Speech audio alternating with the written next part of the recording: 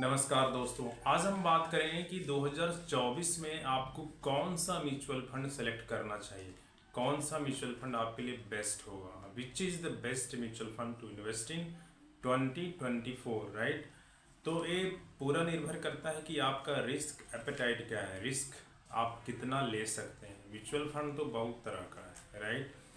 तो सबसे पहले है कि कौन सा म्यूचुअल फंड में इन्वेस्टमेंट करना चाहिए और उस म्यूचुअल फंड को कैसे सिलेक्ट करना चाहिए। अगर आप फिनांस ऐसे तो आपको फिनेंशियल एडवाइज़र से कंसल्ट करना चाहिए, राइट। लेकिन फिनेंशियल एडवाइज़र से भी कंसल्ट करने के लिए आपके पास थोड़ा नॉलेज होना चाहिए, राइट। वरना सारे फिनेंशियल एडवाइज़र जो हैं एक जैसे हैं नहीं। कुछ लोग आपको एक गंदा सा बस फंड चिपका के चला जाएगा और आपको फंसा देगा। आपका रिटर्न बने या ना बने उससे उसको मतलब नहीं होता है, राइट। तो एक बेसिक अंडरस्टैंडिंग होनी चाहिए, राइट, कि हम इन्वेस्टमेंट अगर करने जा रहे हैं तो हमें समझ होना चाहिए कि म्यूचुअल फंड को कैसे सेलेक्ट किया जाए, राइट। तो आज की तारीख में अगर मैं बताऊं, मोटा मोटी देख लो तो म्यूचुअल फंड जो होता है वो उसका कैटेगरी जो है वो 4 कैटेगरी होता है, राइट। एक तो हो, अगर हम नीचे से चलते तो स्मॉल कैप है जो बहुत छोटी छोटी कंपनियों में इन्वेस्ट करता है। दूसरा मिड कैप हो गया जो मंझोली कंपनियों में इन्वेस्ट करता है, नाम से स्पष्ट है। स्मॉल मतलब वो छोटी कंपनी में इन्वेस्ट करता है। मिड मतलब वो स्मॉल से थोड़ा बड़ा कंपनी में पैसा इन्वेस्ट करता है। और एक लार्ज जो बहुत बड़ी कंपनी में पैसा इन्वेस्ट करता है, जो जैसे कि निफ्टी हो गया। निफ्टी के अंदर जो है वो सारी बड़ी कंपनियाँ हैं। सेंसेक्स के अंदर जो 30 बड़ी कंपनियाँ हैं और निफ्टी के अंदर जो 50 बड़ी कंपनियाँ हैं। तो ये सारे इन बड़ी कंपनियों में पैसा इन्वेस्ट अगर करेगा तो वो लार्ज कैप फंड कहलाएगा, राइट। और एक होता है multi cap fund. Multi cap जो है वो स्मॉल कैप में भी इन्वेस्ट करेगा, मिड कैप में भी करेगा और लार्ज कैप में भी करेगा, राइट। तो उसको बोलते हैं मल्टी कैप, राइट। और एक होता है फंड, उसको बोलते हैं इंडेक्स फंड। आपको अगर इस झमेले में नहीं पड़ना है कि हमारे फंड में किस तरह की कंपनी है और वो अगर एक कंपनी ख़राब हो गया तो हमको टेंशन लेना है कि नहीं लेना है। फंड मैनेजर अगर, क्योंकि म्यूचुअल फंड जो होता है वो रन होता है फंड मैनेजर के थ्रू। आप स्टॉक्स आप अपने खुद खरीदते हो। अगर आप कंपनी डूबा तो सारा जिम्मेदारी आप पे जाएगा क्योंकि आपने ही स्टॉक को चूज किया है। म्यूचुअल फंड में जनरली लोग इन्वेस्टमेंट इसलिए करता है क्योंकि आपसे ज़्यादा एक्सपीरियंस्ड फंड मैनेजर होता है। उसका काम ही यही है आपके लिए रिटर्न बना करके देना, आपके लिए बेस्ट स्टॉक चूज करना और उसको अपने फंड में शामिल करना, राइट। तो इसीलिए आप लोग फंड मैनेजर को पैसा देते हो। आप डायरेक्टली नहीं देते हो लेकिन उस फंड का एक्सपेंस रेशियो होता है जो उस फंड मैनेजर को जाता है, उससे उसका सैलरी जाता है, राइट। अगर आप इन सब झमेलों में भी नहीं पड़ना चाहते हो तो एक कंसेप्ट है जो सेबी ने डेवलप किया है, उसको बोलते हैं इंडेक्स फंड। तो इंडेक्स फंड में आप पैसा लगाते हो तो उसमें काफ़ी सिंपल होता है कि इंडेक्स में जो कंपनी, इंडेक्स कितने तरह का है हमारे यहाँ, जो बेंचमार्क इंडेक्स है 2 इंडेक्स। एक सेंसेक्स है जिसके अंदर 30 कंपनियां हैं और एक निफ्टी जिसके अंदर 50 कंपनी है। अगर आप इन 50 और 30 कंपनी में ही पैसा लगाना चाहते हो तो भी आपको रिटर्न अच्छा खासा 12 से 15% का रिटर्न मिल जाएगा over the period of time, right.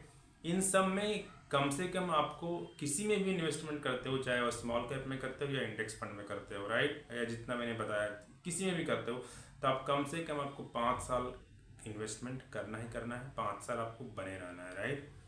उससे कम अगर बने रहोगे तो आपको ये पता होना चाहिए कि मार्केट जो है, स्टॉक मार्केट जो है काफ़ी वोलेटाइल है।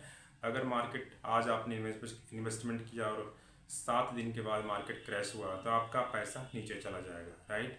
आपको पैसे की ज़रूरत है, फिर अगर निकालना चाहोगे तो आपको कम पैसा मिलेगा, राइट। तो स्टॉक मार्केट में किसी भी रूप में स्टॉक मार्केट में इन्वेस्टमेंट अगर करना चाहते, चाहे म्यूचुअल फंड हो या डायरेक्ट स्टॉक ही क्यों ना हो, आपको कम से कम 5 साल का टाइम पीरियड ध्यान में रख करके चलना है, राइट। तो अब आते हैं काम की बात करते हैं कि आपको कौन से म्यूचुअल फंड में, अगर आपने मन बना लिया है, राइट, तभी तो आप यहाँ पे आए हो, वीडियो देख रहे हो, तो आपको कौन सा म्यूचुअल फंड में इन्वेस्टमेंट करना चाहिए। पहले आपको बताते हैं कि कौन सा म्यूचुअल फंड जो है किस कैटेगरी में है, कौन सा बेस्ट है, उससे बात करते हैं, राइट। तो सबसे पहले तो है कि जो मैंने बताया कि स्मॉल कैप है। स्मॉल कैप काफ़ी रिस्की होता है, तो आप सोच समझ करना। कम से कम 5 से 7 साल अगर आपके पास पैसा अगर अपना छोड़ सकते हो, पड़े रहने दे सकते हो, तभी स्मॉल कैप चूज करना, वरना उसमें मत जाना, राइट। तो चलो स्मॉल कैप में अगर मैंने एक फंड बस स्मॉल कैप में मैंने नोट किया है, वो है Nippon India small cap fund. आप इसको जैसे मैंने नाम बोला, आप इसको आप गूगल करना। तो इस वीडियो के देखने के बाद आप गूगल करना, आप गूगल में टाइप करना best small cap fund in India, right. उसमें बहुत सारे फंड आएंगे, उसमें बहुत सारा आपको लिंक आएगा, ईटी नाउ का आएगा, मनी कंट्रोल का आएगा और बहुत सारे का आएगा। तो मैंने ज़्यादातर जो रिसर्च किया है वो मनी कंट्रोल वेबसाइट से किया है और उसका रेटिंग देख करके किया है। तो इसका रेटिंग मुझे ठीक ठाक लगा, तो मैं एक फ़ंड बस लिया, Nippon India small cap fund. मैं एक डिस्क्लोजर देना चाहता हूँ कि इसमें मेरा भी इन्वेस्टमेंट है, मैं भी स्मॉल कैप में निपॉन इंडिया स्मॉल कैप के थ्रू ही इन्वेस्टमेंट करता हूँ और मैंने अभी नया नया लिया है, राइट। तो Nippon India small cap fund में आप इन्वेस्टमेंट कर सकते हो। इसका रेटिंग काफ़ी अच्छा मनी कंट्रोल में मुझे लगा, राइट। तो रेटिंग देख करके सिर्फ नहीं, आपको उसका एक्सपेंस रेशियो भी चेक करना है। एक्सपेंस रेशियो भी मैंने आप देख लेना है मनी कंट्रोल वेबसाइट पे जा करके। और एक बात ध्यान, जो भी आप फंड सेलेक्ट करोगे, म्यूचुअल फंड सेलेक्ट करोगे, वो ये देखना कि वो डायरेक्ट स्कीम हो। दो तरह का स्कीम होता है, एक रेगुलर होता है और एक डायरेक्ट होता है। डायरेक्ट जो होता है उसका एक्सपेंस रेशियो काफ़ी कम होता है, तो लंबे समय तक अगर आप इसमें इन्वेस्टेड रहते हो तो आपको अच्छा रिटर्न मिलता है। और जो रेगुलर होता है उसका एक्सपेंस रेशियो ज़्यादा रहता है, यानी कि वो उसमें आपको ज़्यादा पैसा पे करना होगा फंड हाउसेस को, उसका तो over the period of time उसमें आपका रिटर्न कम बनेगा, राइट। तो आपको सारे फंड जो है म्यूचुअल फंड है आपको डायरेक्ट ही लेना है, राइट। तो स्मॉल कैप में बता दिया मैंने आपको। मिड कैप में जो है मैंने दो फंड सिलेक्ट किया है, वो भी ये दोनों भी डायरेक्ट हैं। मैं बार बार डायरेक्ट नहीं बोलूँगा कि मैंने कर बता दिया, सारे फंड डायरेक्ट होना चाहिए। मिड कैप में Motilal Oswal mid cap fund और दूसरा है HDFC mid cap opportunity fund, ये दोनों ही डायरेक्ट फंड रहेगा, राइट। तो आप इन दोनों का रेटिंग भी चेक कर लें, अगर मुझे अच्छा लगा तो मैंने इसको भी नोट किया है आपको बताने के लिए। और है तीसरा जो कैटेगरी है मल्टी कैप फंड है। तो मल्टी कैप में भी एक जो है एक निपॉन का ही है, Nippon India multi cap fund, और दूसरा है ICICI prudential multi cap fund. मैंने किया हुआ है जो कोटक मल्टी कैप फंड है, अब तो उसका नाम चेंज हो गया है, वो अब कोटक फ्लेक्सी कैप फंड हो गया है, राइट। तो मेरा इन्वेस्टमेंट जो है वो कोटक में है। तो आप अभी फिलहाल जो मैं रिसर्च कर रहा था तो मुझे कोटक का नाम नहीं दिखा, मुझे ये दोनों बेस्ट लगा, Nippon India multi cap fund और ICICI prudential multi cap fund. देखो मैं एक चीज़ आपको और बता देता हूँ कि आज जो इस फंड में आप इन्वेस्टमेंट करने स्टार्ट करोगे, हो सकता है 5 साल बाद वो फंड जो है वो टॉप, उसकी रेटिंग अच्छी नहीं रहेगी, उससे आपको घबराना नहीं है।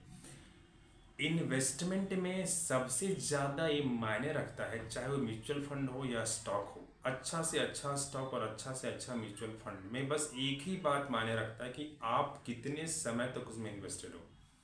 मेरे पास बहुत सारे म्यूचुअल फंड है, मैं किसी का भी नाम नहीं लूँगा, लेकिन 2016 से मैंने स्टार्ट किया इन्वेस्टमेंट, उसमें से बहुत सारे फंड मुझे 2017 में जाकर लगा अरे ये तो परफॉर्म ही नहीं कर रहा है, 18 में लगा कर इसको मैं तो बेच ही देता हूँ। लेकिन आज की तारीख में वो सारे फंड जो मुझे लगा कि मुझे बेच के निकल जाना चाहिए, सारे फंड मैंने आज तक कोई सेल बटन प्रेस नहीं किया, किसी फंड को मैंने बेचा ही नहीं बेचा, वो सारे आज अच्छा कर रहे हैं, तो मुझे बेचने की ज़रूरत ही नहीं। तो एक बात सबसे ज़्यादा महत्वपूर्ण है, आपको जिस भी फंड में आप इन्वेस्टमेंट स्टार्ट करोगे, सबसे पहले उस वक्त जिस वक्त आप स्टार्ट कर रहे हो उस वक्त वो बेस्ट होना चाहिए, और वो 5-10 साल 15 साल बेस्ट होने की ज़रूरत नहीं। हाँ, कभी कभी कुछ न्यूज आता है कि अरे ये फंड मैनेजर गलत काम कर दिया या कुछ इशू, बहुत बड़ा इशू हो जाता है, तब कोई मेजर प्रॉब्लम होता है, तो फिर आपको पता चल ही जाएगा, तो उस वक्त आपको अगर निकलना है तो आप निकल सकते हो। अभी एक्सिस की एक मेरे पास म्यूचुअल फंड है, एक्सिस मिड कैप फंड, और एक एक्सिस का शायद एक और लार्ज कैप फंड है। एक लार्ज कैप में तो मैं नहीं करता, सिर्फ मिड कैप में करता। तो एक्सिस के बारे में काफ़ी नेगेटिव खबरें बहुत कुछ दिन पहले आई थी, फिर भी मैंने एक्सिस को नहीं बेचा, मैं बना रहा, आज वो अच्छा रिटर्न दे रहा है।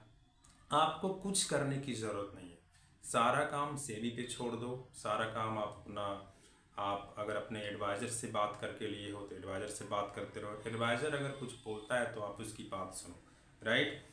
तो लाख टके की एक ही बात है कि आपको टाइम देना है, जो भी फंड आप डिसाइड करते हो उसमें टाइम देना है, और आपको डिसीजन अपने फिनेंशियल एडवाइज़र से लेना है। फिनेंशियल एडवाइज़र आपको कहाँ मिलेगा?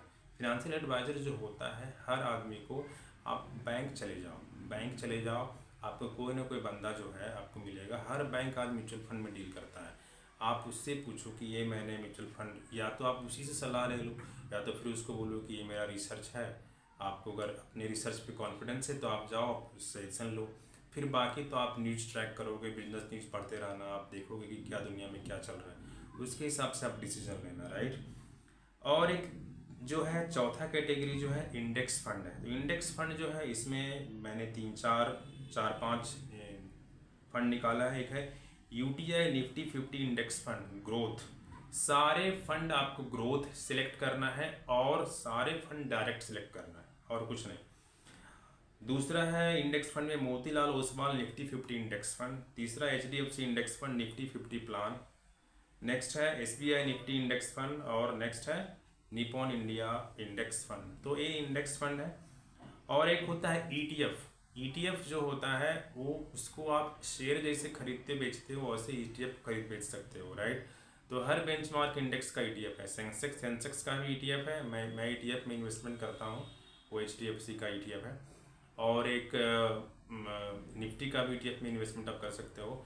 तो ईटीएफ और इंडेक्स फंड दोनों ही बेंचमार्क इंडेक्स में ही पैसा इन्वेस्ट करता है, लेकिन एक थोड़ा सा अंतर है। मैं एक बुक पढ़ रहा था, बुक्स में पढ़ते रहता हूँ रिलेटेड टू फाइनेंस और मनी।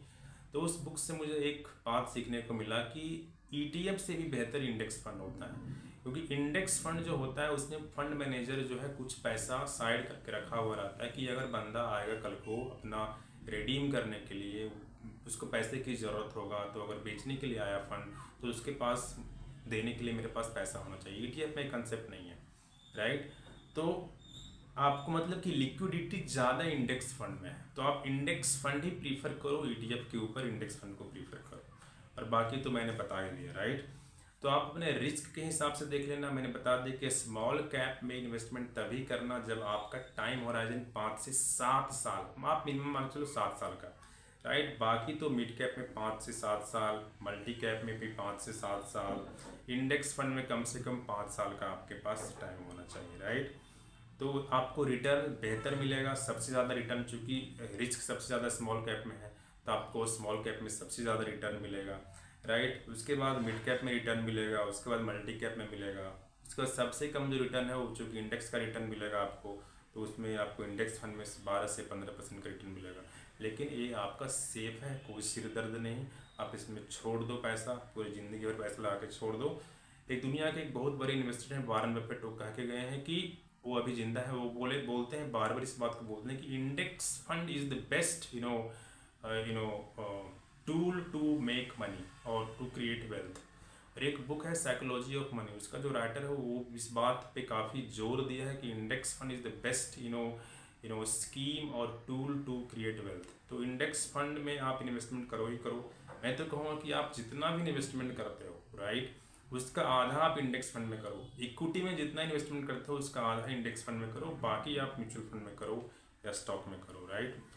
स्टॉक से तो दूर रहो जब तक कि पूरा नॉलेज नहीं हो स्टॉक एनालिसिस का, स्टॉक परचेज का, तब तक आप स्टॉक से दूर रहो। आज इस वीडियो में इतना ही देख रखते हैं। इस वीडियो को प्लीज़ लाइक करें और दोस्तों के साथ शेयर करें, और चैनल पे आप नए हैं तो प्लीज़ सब्सक्राइब करें channel, right. Thank you, bye bye.